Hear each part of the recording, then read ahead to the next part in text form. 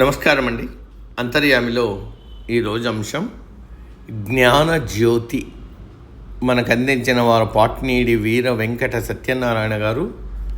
వివరిస్తున్నది మీ విజయభాస్కర్. లోకం త్రిగుణాత్మకం.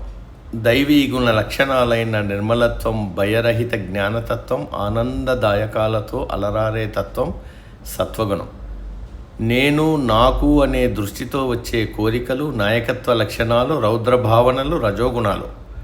మూర్ఖత్వం, మూఢత్వం, నిర్లక్ష్యం, అలసత్వం లాంటి ప్రధాన లక్షణాలే తమోగుణ తత్వాలు.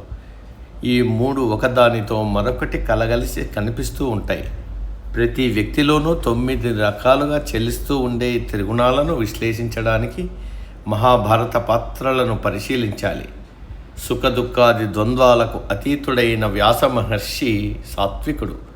యుద్ధారంభంలో ధృతరాష్ట్రుడి దగ్గరికి వచ్చి, రాజులకు కాలం దాపురించి యుద్ధం వచ్చింది, దాన్ని చూడాలంటే నీకు దివ్య దృష్టిస్తానంటాడు. రాజులకు కాలం దాపురించింది అనే మొదటి మాట సత్యం.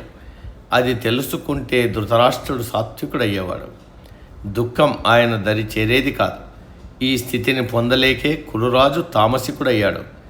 దివ్య దృష్టితో చూడాలనుకుంటే రాజసికుడయ్యేవాడు. కానీ వినాలని కోరుకుని సాత్వికతను ప్రకటించి తామస సాత్వికుడయ్యాడు. విషాదంతో ధనుర్బాణాలు వదిలిపెట్టి పరధర్మం వైపు పరుగులు తీస్తున్న విజయుణ్ణి వివేకుణ్ణి చేసిన సాత్విక గురువుగా కనపడతాడు శ్రీకృష్ణుడు. పట్టనని చెప్పిన చక్రాన్ని పట్టి రౌద్రోదేకంలో రాజసికుడయ్యాడు. ధర్మాచరణలో ధర్మరాజు సాత్వికుడు. శత్రు సంహార విషయానికి వస్తే కనపడని కాఠిన్యంతో తాతను బలిపెట్టడానికైనా వెనుకాడని రాజసికుడు. ధర్మజుడిలో సాత్వికం కంటే రాజసం, శ్రీకృష్ణుడిలో రాజసం కంటే సాత్వికత ఎక్కువ. అర్జునుడు అగ్రజుడి ఎదుట సాత్విక స్వరూపుడు, ఒంటరిగా ఉంటే రాజసికుడు. అన్నమాటను పాలించడంలో భీముడు సాత్వికుడు, యుద్ధ క్రీడలో తామసికుడు. సాత్విక తామసికులలో భీముడు ఉత్తముడు, దుష్టద్యుమ్నుడు మధ్యముడు. తాను విల్లెత్తితే ఎవ్వరూ ఎదిరించలేరని ప్రకటించుకున్న రాజసంతో సాత్వికం కలగాల్సినవాడు గాంగేయుడు. రాజసికాలకు ఉదాహరణ కర్ణుడు. ఇక దుర్యోధనుడు రాజస తామసికుడు.